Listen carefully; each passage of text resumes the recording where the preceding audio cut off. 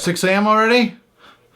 I hear a rooster crowing somewhere. Hey, good morning, folks. It's me, Elric, here on the Tech of Tomorrow YouTube channel. The last few days I've been getting up every morning early, doing lots of testing, and staying up all night long doing more testing, getting ready for the latest NVIDIA launch. So what in the frack am I talking about? Well, unless you're living on the moon, you guys all know the new GTX 650 Ti is hitting the market today on October 9th. I was lucky to get my hand on the Gigabyte Overclocked Edition, which features their triangle cooling and is a really tiny card. So today we're going to bring you the unboxing, the features, and the performance all in one glorious review. So without any further ado, let's go check this shiznick out.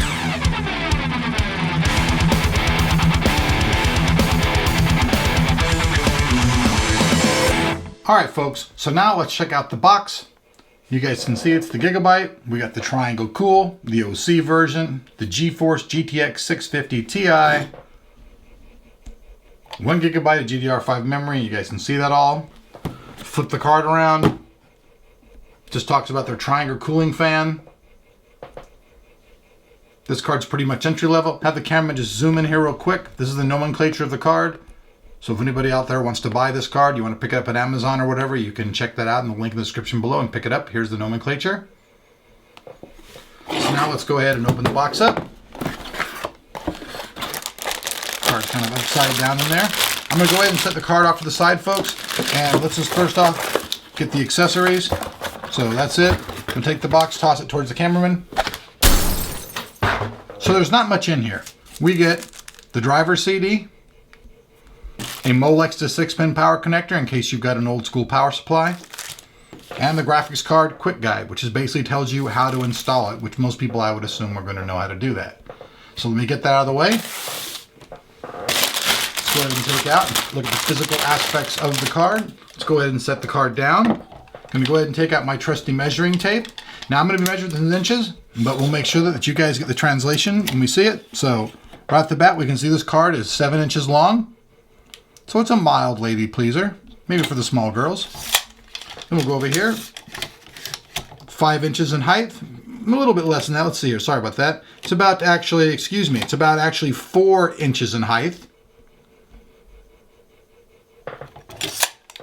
And as far as the width goes, it's about 1.5 inches wide. Now that we've seen how big the card is, let's just take a look at some of the other aspects of the card. Right down here, we have your PCIe interface.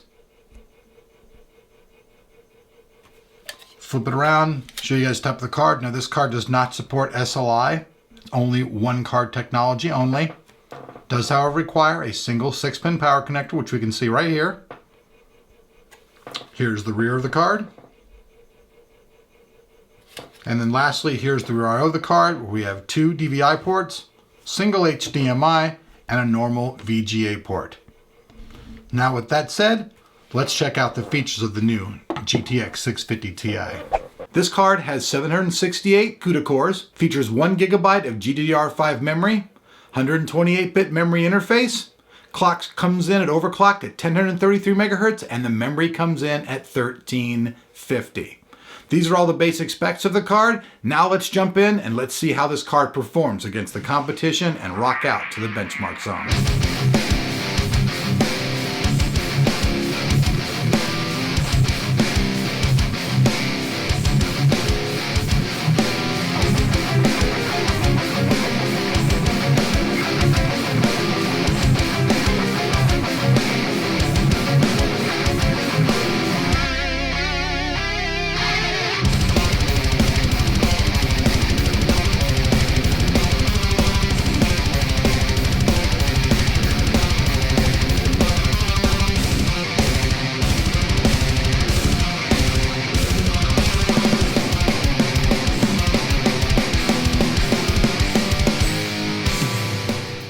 All right, you're back again.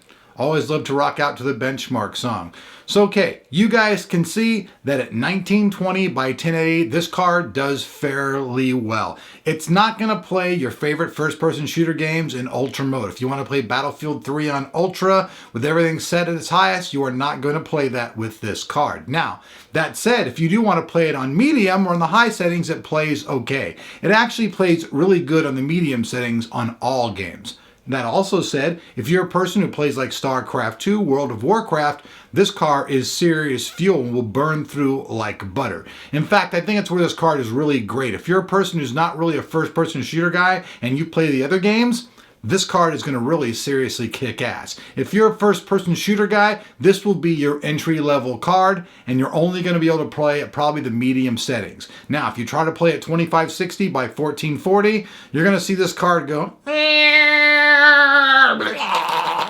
because it really kind of just chokes out at that resolution. But this card's also under $200. The Gigabyte card never got hotter than about 55 degrees Celsius, so it runs very, very cool. It's quiet, and it's under $200. So that said, here over on Tech of Tomorrow, for the budget and entry level, this gets the gamer's gold. And we'll see you back here later on Tech of Tomorrow. Make sure you always subscribe and hit that like button. And if you want to see a full-on written review and you like stuff old school style, make sure you check out the link in the description below. We're over at www.techoftomorrow. We have the full review and high-res pictures. See you later.